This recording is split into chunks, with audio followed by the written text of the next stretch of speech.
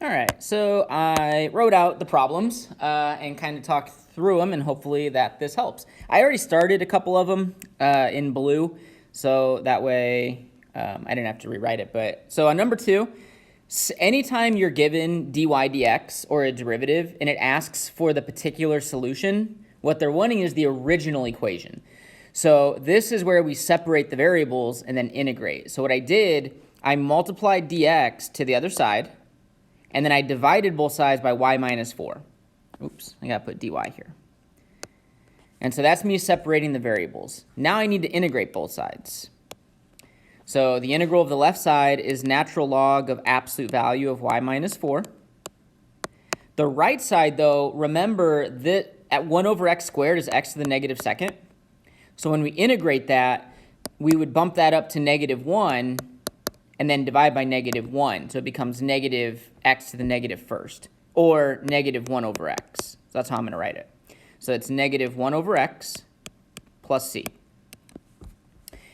I would encourage you, when we're dealing with so back when we first started these, I said as soon as you integrate, plug in the point and find c. And that's not wrong. You can do it that way.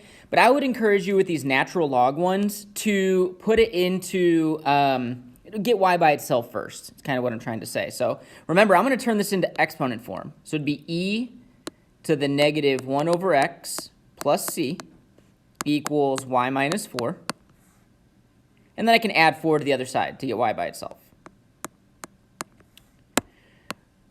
Then we have this little trick where we can take this plus c up here and put it out in front instead. So I haven't actually solved for c yet, but everything I'm doing is leading up to solving for c. So now I'm going to plug in 3 for x and 0 for y. So I'm going to solve this. I'm just going to be c e to the negative 1/3 plus 4 equals 0.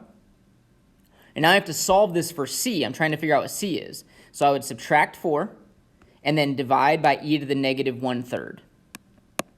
So negative 4 over e to the negative 1/3.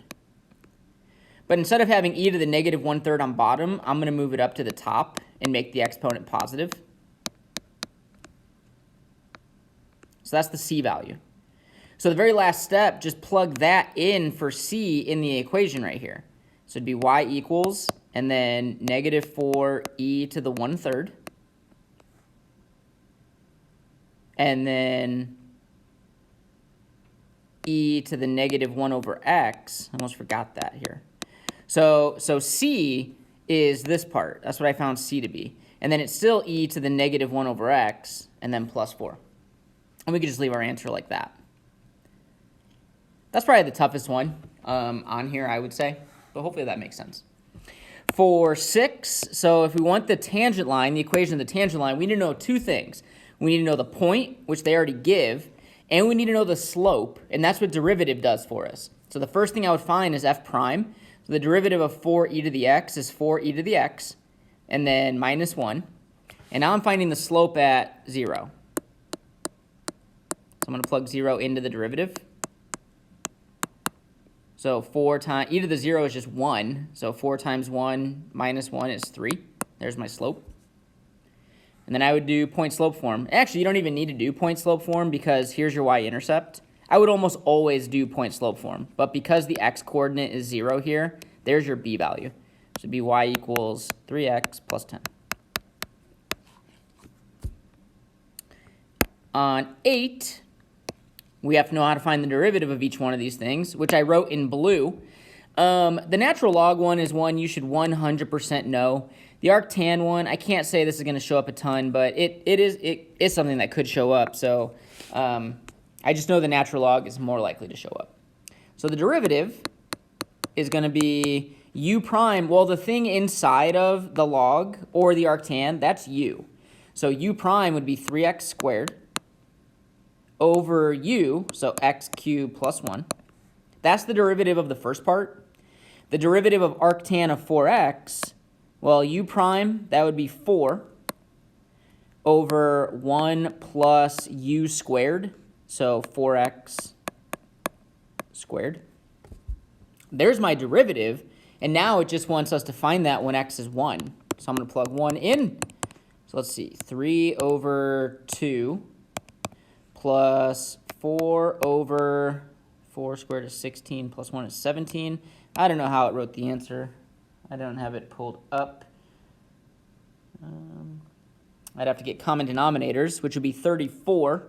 So this would be times 17 times 2, 30 and 21, 51 over 34 plus 8 over 34 is 59 over 34. So hopefully D was the right answer on that. And then the last one, so this is kind of conceptual. Whatever you're finding the average value of, that is what you will put inside the integral. If we're finding the average velocity, then it would be 1 over b minus a, so 1 over 2.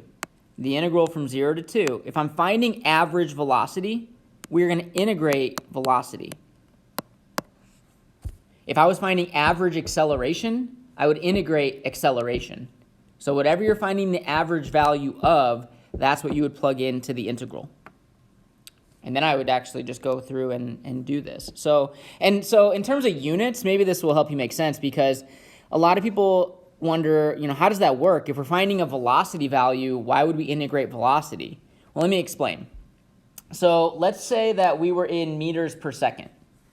Okay, let's say velocity was meters per second.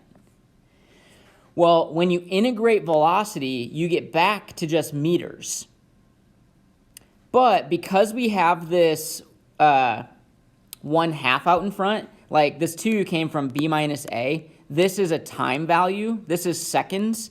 So when you integrate velocity, this gets you back to meters. So imagine on top of this fraction you had meters.